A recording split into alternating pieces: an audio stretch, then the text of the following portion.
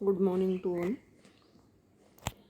Today in this lecture we will study about elevation in boiling point. Elevation, देखिए elevation का मतलब होता है इंक्रीज, बढ़ना किसी चीज़ का। ठीक है, जैसे आपको पता है जो बॉइलिंग पॉइंट है किसी भी लिक्विड का वो क्या है? It is the temperature at which vapour pressure becomes equal to atmospheric pressure. तो बॉइलिंग पॉइंट पर क्या होता है? जो वेपर प्रेशर है, मतलब जो वेपर्स प्रेशर एक्सर्ट करते हैं वो किसके इक्वल हो जाता है? Becomes equal to atmospheric pressure.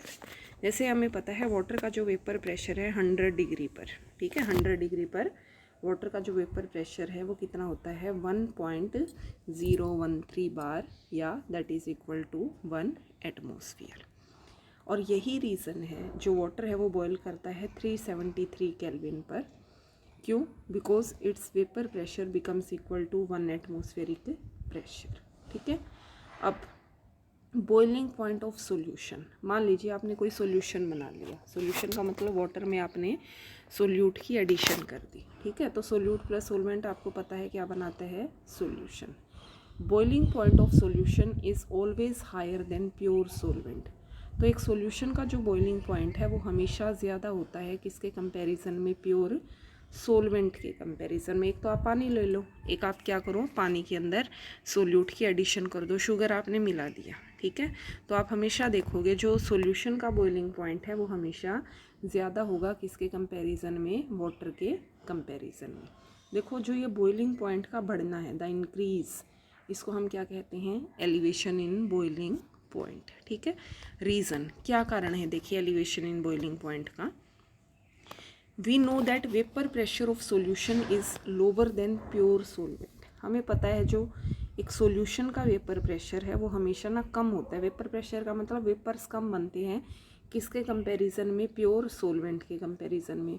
और हमेशा वेपर प्रेशर बढ़ता है कैसे? With increase in temperature. आपको पता है आप जितना टेम्परेचर बढ़ाते रहोगे ना उतना ही जो वेपर्स प्रेशर है वो इंक्रीज होता रहेगा। मीन्स सॉल्यूशन को हमें क्या करना पड़ेगा?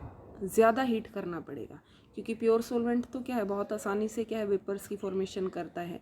सॉल्यूशन को हमें और ज़्यादा हीट करना पड़ेगा so that its vapour pressure becomes equal to atmospheric pressure. ठीक है, जैसे आप इस केस में देख रहे हो जो ये ग्राफ बनाया है, किस किस के वर्सेस है graph? This is graph between vapour pressure and temperature. ठीक है, वेपर प्रेशर और टेम्परेचर के बीच में।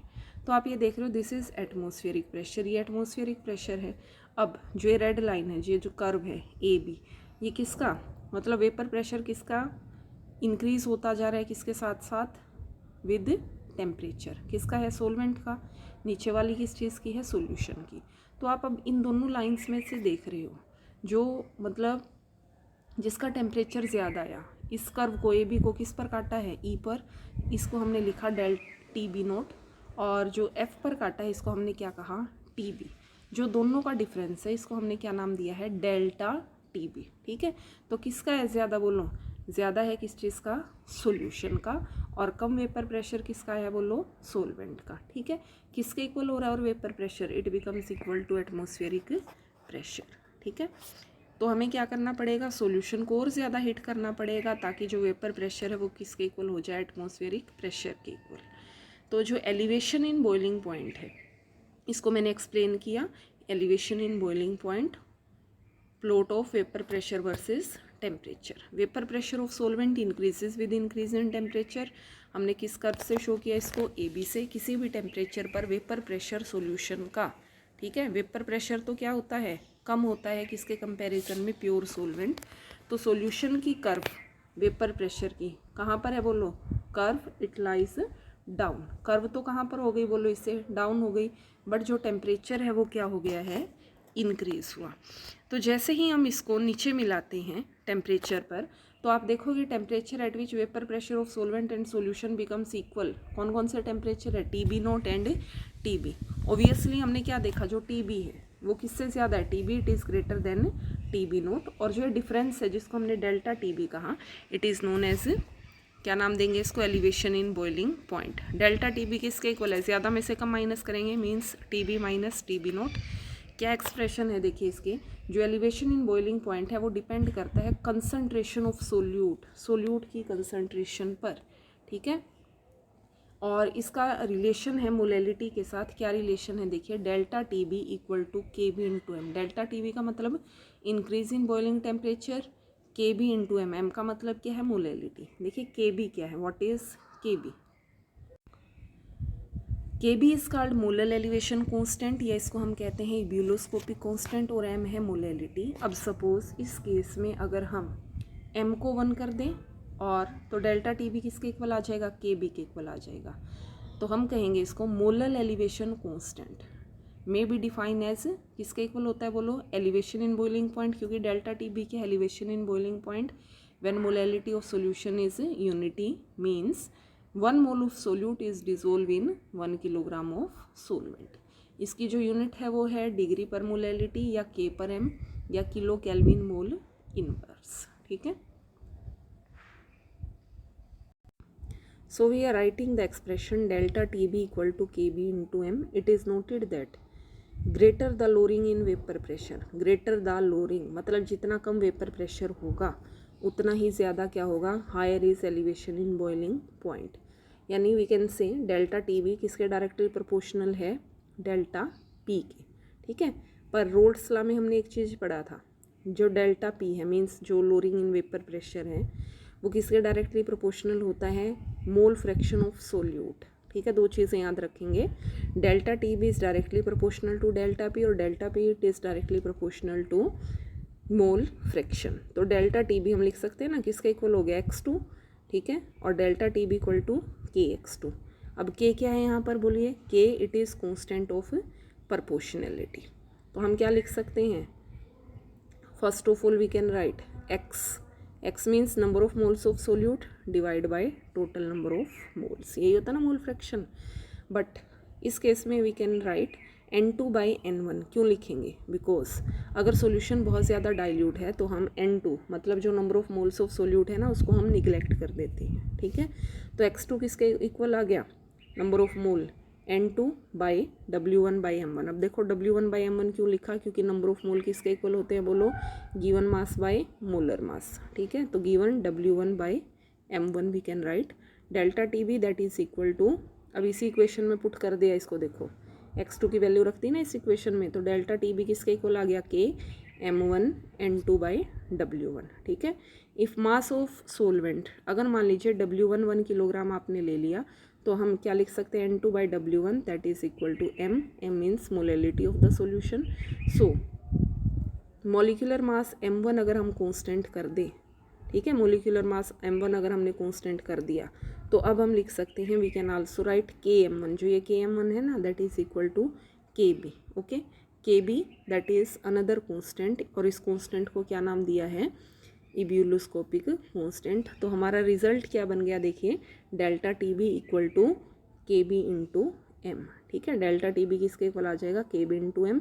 दोबारा देख लीजिए, डेल्टा TB किसके इक्वल लिखा हमने, x2, P के इक्वल है, x2 किसके इक्वल N2 बाई N1, तो x2 की वैल्यू हमने यहाँ पर रख दी। तो जो वैल्यू आई है x2 की, इससे इक्वेशन हमारी ये बन गई है, ओके। N2 बाई W1 को हम क्या लिख सकते हैं, मोलैलिटी, और अगर M1 हमने क्या कर दिया, कांस्टेंट कर दिया, तो हमारी इक्वेशन बनी है KM1 को हम लिख सकते हैं KB। तो delta TB equal to KB into M, या हम इसको ये भी लिख सकते हैं delta TB equal to KB into W2 by M2 into 1000 by W1। This is the main equation, ठीक है। और यहाँ से आप M2 मीन्स मॉलिक्यूलर मास भी कैलकुलेट कर सकते हो। तो यहाँ पर जो हमारा आया W2 बाई M2, क्या लिया था हमने, जो W2 molality number of moles of solute dissolved 1000 gram of solvent, W2 grams of solute. अब ये जो W2 है ये किस चीज़ का होगा mass, given mass of solute, M2 it is molecular mass of solute into 1000 by W1 it is grams of solvent. तो आप इस इक्वेशन का यूज़ करेंगे, कब इक्वेशन का यूज़ करेंगे, जब भी आप कैलकुलेट करते हैं एलिवेशन इन बॉइलिंग पॉइंट को, ठीक है। अब एक और इक्वेशन दी है, calculation of molar elevation constant. Molar elevation constant जो हमने KB कहा, इसकी वैल्यू होती है RT0 स्क्वायर बाई 1000 LV, और इसको हम क्या लिख सकते हैं, we can write LV। LV को हम लिख सकते हैं RT नोट स्क्वायर, तो देखो एज इट इज़ है ना, LV की delta H vaporisation bye M1, ठीक है, delta H vaporisation by L1। Delta H vaporisation आपको पता है enthalpy change when any liquid converts into vapour, ठीक है। T नोट यहाँ पर क्या होता है, boiling point of liquid, LV latent heat of vaporisation, delta H latent heat of vaporisation per mole, M1 molecular mass of solvent, R है यहाँ पर गैस कांस्टेंट जिसकी वैल्यू होती है हमेशा 8.314 joule kelvin inverse mole inverse, okay.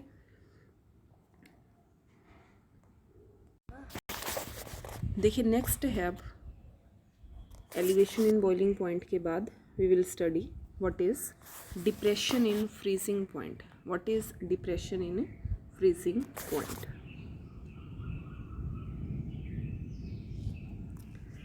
Depression means freezing point of a substance. Freezing point क्या होता है किसी सब्सटेंस का? It is the temperature at which solid and liquid forms of the substance are in equilibrium. मतलब जहाँ पर solid और liquid दोनों फॉर्म्स इक्विलिब्रियम में आ जाए, यानी solid and liquid forms have same vapour pressure, जहाँ पर सॉलिड और लिक्विड दोनों का वेपर प्रेशर सेम हो, ये पाया जाता है हमेशा। आप देखो बॉइलिंग पॉइंट तो हमें पता है सॉल्यूशन का क्या होता है, ज़्यादा होता है, बट जो फ्रीजिंग पॉइंट होता है ना सॉल्यूशन का, it is always lower. Freezing point हमेशा कम होता है बजाय किसके, प्योर सोलवेंट के, ठीक है। फ्रीजिंग पॉइंट कम होगा, कि याद रखना है किस चीज़ का, सॉल्यूशन का। कभी भी आप देख सकते हो इस चीज़ को। और जो डिक्रीज़ है, कम होना है, कोई आपने सॉल्यूशन बनाया, आप आइसक्रीम को जमाते हैं ना जैसे फ्रीजर में, तो वो भी क्या एक टाइप का सॉल्यूशन बन गया है, तो आप हमेशा देखोगे उसका जो बॉइलिंग पॉइंट है वो हमेशा कम होता है वाटर के कंपैरिजन में। तो जो डिक्रीज़ है it is known as depression in freezing point.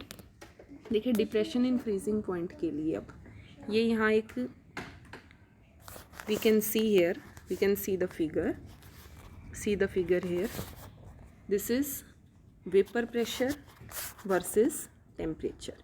किस किस के वर्सेस है फिगर आप देख रहे हो, वेपर प्रेशर वर्सेस टेम्परेचर। अगर आप इस फिगर में देखें तो ग्राफ सब फर्स्ट ऑफ ऑल क्या चीज़ है, देखिए liquid solvent, you will see here this is liquid solvent, ठीक है, ए से बी पॉइंट तक लिक्विड है। अब जैसे ही आप देख रहे हो टेम्परेचर यहाँ से कम होता जा रहा है ना, इस तरफ टेम्परेचर क्या हो रहा है, डिक्रीज हो रहा है, तो लिक्विड से किस में कन्वर्ट होगा, ये सॉलिड में, ठीक है। अब नेक्स्ट क्या चीज़ है इसके डाउन, सॉल्यूशन। अब आपने ये चीज़ देखा जो सॉल्यूशन का कर्व है ना, एक तो यहाँ पर कर्व आ गया, टेम्परेचर कितना है TF नोट, यहाँ पर जहाँ सॉल्यूशन का मिला टेम्परेचर कितना है इस पर बोलो TF। अब इन दोनों में से ये देखोगे आप भाई जो मीन्स टेम्परेचर है वो कम किसका है, तो यहाँ आप देख रहे हो इस तरफ तो टेम्परेचर इंक्रीज़ हो रहा है, इस तरफ टेम्परेचर क्या हो रहा है बोलो डिक्रीज़। मीन्स सॉल्यूशन का जो फ्रीजिंग पॉइंट है वो क्या है, कम है, किसके कंपैरिजन में, प्योर सोलवेंट के कंपैरिजन में। इस डिक्रीज़ को ही क्या कहा है, it is known as depression in freezing point. On cooling vapour pressure of the solvent decreases along the curve AB. At B solid start appearing and vapor pressure decreases. तो B represent करता है freezing point TF note को। किसी भी temperature पर जो vapour pressure है solution का हमेशा कम होता है किसके कंपैरिजन में, सोलवेंट, ठीक है। और जो कर्व है सॉल्यूशन का हमेशा लाई करता है बिलो दैट ऑफ सोलवेंट।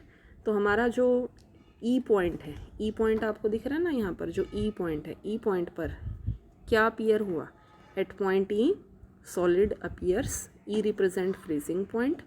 हमेशा TF it is less than TF note.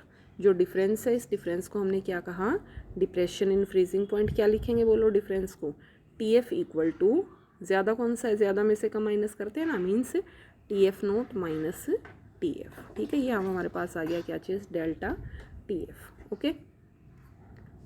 अब इसका देखो एक्सप्रेशन, इसका जो एक्सप्रेशन है वो क्या आया है, delta TF equal to KF into M. Delta TF किसके इक्वल है, KF वही होगा। अब this is molar depression constant और it is known as also cryoscopic constant. Same चीज़ वहाँ पर क्या था हमारा, delta TB equal to KB into M. M क्या होगा, मोलैलिटी, ओके। अगर एम मोलैलिटी 1 है तो डेल्टा TF किसके इक्वल आ जाएगा, that is equal to KF।